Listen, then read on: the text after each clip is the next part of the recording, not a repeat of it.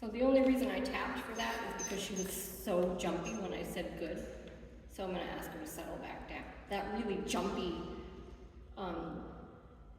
really just impulsive, adrenalized movement. If I see that, then I'm gonna ask for more. If she just got up quietly and calmly, I probably wouldn't do anything. That would be fine. So part of that is recognizing,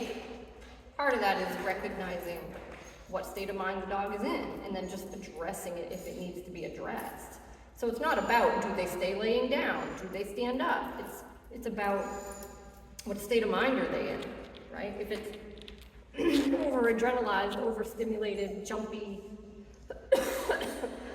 reflexive, pushy, super forward, those are things you want to address. If it's calm, I don't care what she's doing, really. No. So this is too forward. So tap, tap. Just kind of use my knee to back her up.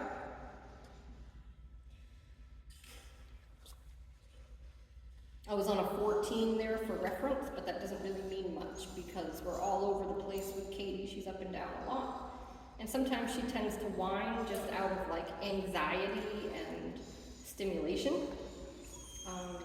Like that right there. That's just like frustration. She's trying to cope with this situation, but this is good.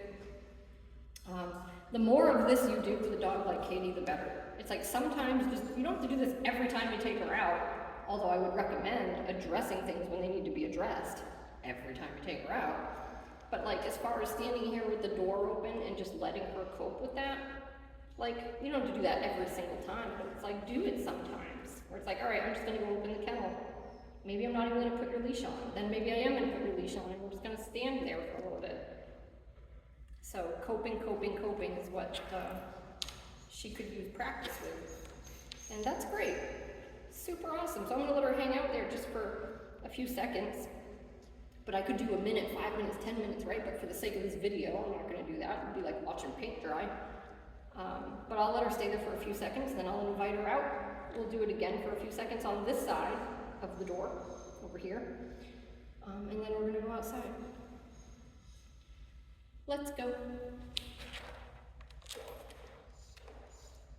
Then I'm gonna turn on my, don't need to. I was gonna turn on my pressure to get her to settle here. This is good. Now if she started frantically sniffing the floor, or popping up, then I would hang out here and ask for a little more.